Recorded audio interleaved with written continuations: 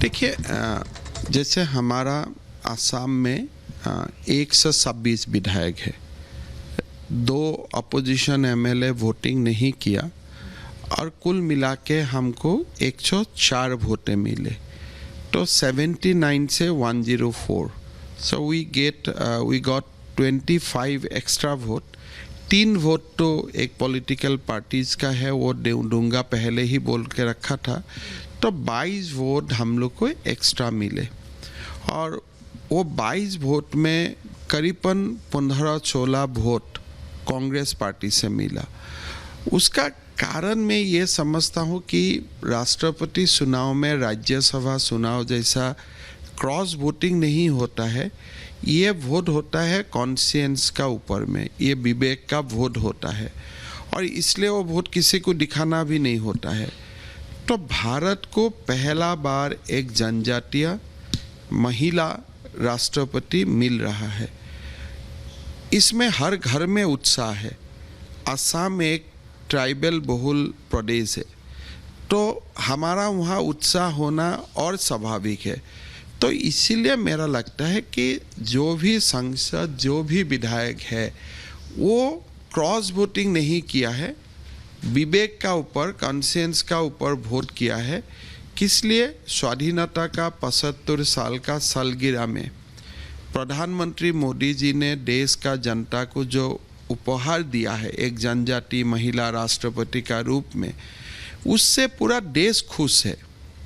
मतलब सर, आपको लगता है कि जिस तरह से क्रॉस वोटिंग हुई से कहीं ना कहीं कांग्रेस के खेमे में जो दरार है वो उजागर हुई है, वो बाहर आई है, सबने देखा? देखिए, जब द्रौपदी मुर्मू जी का कैंडिडेचर का ऐलान हो चुका था या हो गया था, उसी समय कांग्रेस को द्रौपदी मुर्मू जी को सपोर्ट करना चाहिए था।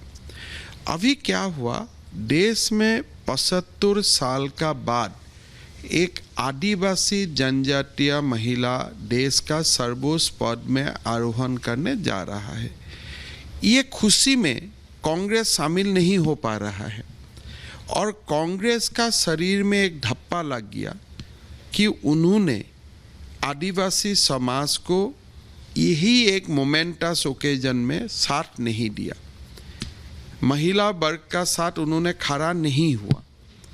और जसवंत सिन्हा जी तो बीजेपी का ही था, तो एक फॉर्मर बीजेपी व्यक्ति को आपने सपोर्ट किया, और जो भी है, जो भी कारण है, आपने सपोर्ट किया, लेकिन एक जनजातीय महिला को आपने सपोर्ट नहीं किया। एक आपने, आपका सामने जो मोदी जी ने आपको एक इतना अच्छा सुविधा दिया था जनजातीय समाज से, आदिवासी समाज से जोड़ने का, ये काम आप नहीं किया। तो मेरा हिसाब से ये क्रॉस वोटिंग, विवेक वोट, वो तो एक बात है, लेकिन नेक्स्ट 75 ईयर्स के लिए कांग्रेस का शरीर में एक धप्पा लग गया कि कांग्रेस एंटी ट्राइबल है, एंटी आदिवासी है, और वोमेन को एम्पावर करना, महिला का सशक्तिकरण वो नहीं चाहते हैं। सर, एक और बात सर, अभी टीएमसी ने अनाउंसमेंट की कि वो उपराष्ट्रपति के चुनाव में एब्सटेन रहेंगे, वो नहीं सपोर्ट करेंगे, क्योंकि यूपीए ने बिना डिस्कस किए, बिना उनसे कंसल्ट किए टीएमसी से जो उपराष्ट्रपति कैंडिडेट है उसको उतार दिया, उसको उन्होंने उतार दिया। सर, इसको आप कैसे देखते हैं? विपक्षी दल में 2 सबसे बड़ी पार्टी टीएमसी और कांग्रेस कही जाती हैं, ऐसे में क्या आगे की सिचुएशन कैसी बनेगी? देखिए, टीएमसी का संसद में 37 एमएलए है। मैं अंदर का बात तो नहीं जानता हूँ, लेकिन अगर टीएमसी ये पब्लिक स्पेस में बोल रहा है कि हमसे विचार विमर्श नहीं हुआ, तो उससे आप समझ सकता है कि आज का दिन में कांग्रेस का स्थिति क्या है। विचार विवेचना करना क्या बात है, एक फ़ोन करना, या तो कोई एक लीडर को आप कलकत्ता भेज देना चाहिए था, तो शायद वो नहीं किया गया, पता नहीं है क्या हुआ क्या नहीं हुआ। लेकिन ये सब बात से एक ही बात क्लियर हो जाता है कि कांग्रेस पार्टी माँ और बेटा को लेके इतना बिजी है, इतना वो लोग एंगेज हो चुका है कि आगे कुछ उनको दिखाई नहीं दे रहा है अभी। एक और बात सर, क्या आपको लगता है कि ममता बनर्जी को कहीं ना कहीं ये लगता है कि यशवंत सिन्हा को विपक्षी दलों ने बहुत सपोर्ट नहीं किया, कहीं ना कहीं वो नाराज़गी है जिसकी वजह से वो अब यूपीए जो कैंडिडेट हैं उपराष्ट्रपति के उनको सपोर्ट नहीं कर रही हैं? देखिए, ये क्वेश्चन का तो मेरा पास कुछ जवाब नहीं है। जो आप लोग का माध्यम से जो लिखा जाता है मैं उसका ऊपर ही टिप्पणी कर सकता हूँ। लेकिन काल जैसे द्रौपदी मुर्मू का विजय हुआ, पूरा देशवासी ने विजय उत्सव मनाया और कांग्रेस जाके ईडी ऑफिस का सामने तमाशा किया। तो इससे ये प्रूव हो जाता है, मैं टीएमसी और कांग्रेस का बीच में क्या है वो मैं नहीं जानता हूँ, लेकिन ये जरूर प्रूव हो जाता है कि कांग्रेस देश का बारे में, जनजातीय समाज का बारे में, आदिवासी समाज का बारे में, या अपना दोस्त जो दोस्ताना पार्टी है, ये सब छोड़ के ये लोग का एजेंडा खाली माँ और बेटा ही रह चुका है और उसका आगे उसको कुछ नहीं दिखाई देता है। सबसे ज़रा सिम्टोमिक प्रॉब्लम जो है आज का दिन में कांग्रेस का साथ यही है कि माँ बेटा बस हम तीन, इतना ही, आगे कुछ नहीं है। तो ये जो एक अप्रोच बन चुका है उसका कारण कोई जगह में कांग्रेस को जो एडवांटेज तो नहीं बोल सकता, कम से कम उनको अपना कि मैं जिंदा हूँ वो भी एक असर्ट करने का सुविधा है, वो भी वो लोग खो चुका है। सर एक सवाल हर घर तिरंगा को लेकर के, क्योंकि सर आपने भी एक लक्ष्य तय किया है कि पूरे असम में लगभग 80 लाख जो तिरंगा है वो लोग अपने घरों पर लहराएं। आपने उसको लेकर के कार्यक्रम में तमाम बातें भी कही, लोगों को मोटिवेट भी किया कि किस तरह से आप स्वयं जा कर के तिरंगा खरीदिए, देश के प्रति आपका दायित्व है। सर इसको लेकर के क्या कहेंगे, किस तरह से ये महत्वपूर्ण है? देखिए, 13 अगस्त से 15 अगस्त तक प्रधानमंत्री जी ने एक कार्यक्रम का ऐलान किया है कि आप हर घर में तिरंगा को लहराइए। हालांकि ये तो हमारा जिम्मेदारी ही है 15 अगस्त में तिरंगा को लहराना, तिरंगा को सम्मान देना, लेकिन स्वाधीनता का ये जो 75 वर्ष है या अमृत महोत्सव देश में मनाया जा रहा है, इस समय में हर घर तिरंगा लहराना एक तो हमारा जिम्मेदारी है और ये हर नागरिक को करना ही सही है।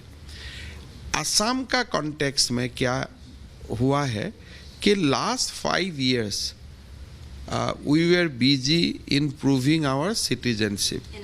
एनआरसी आया, फिर कोई तरफ का केस हुआ, बवाल हुआ और अल्टीमेटली ये एनआरसी का प्रोसेस या एनआरसी असम का पब्लिक स्पेस को, पॉलिटिक्स को डोमिनेट करता रहा।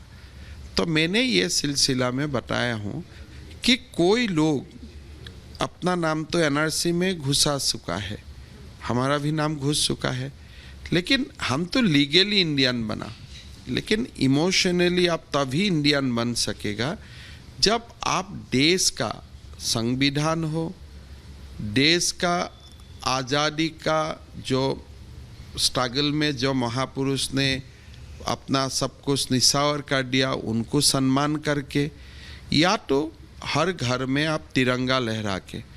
तो for me it is more important that आप लीगली इंडियन सिटीजन होना तो एक व्यवस्था है, वो व्यवस्था होते रहेगा, लेकिन आप इमोशनली भारत को आप अपना माँ समझिए, माँ स्वीकार कर लीजिए, इमोशनली आप एकात्मा हो जाइए भारत माँ का साथ। वो सबसे बड़ा इम्पोर्टेंट है और हर घर तिरंगा का साथ, वो कार्यक्रम का साथ हमारा सामने एक मौका रहेगा कि एक बार हम भारत माँ का साथ एकात्म हो जाने का।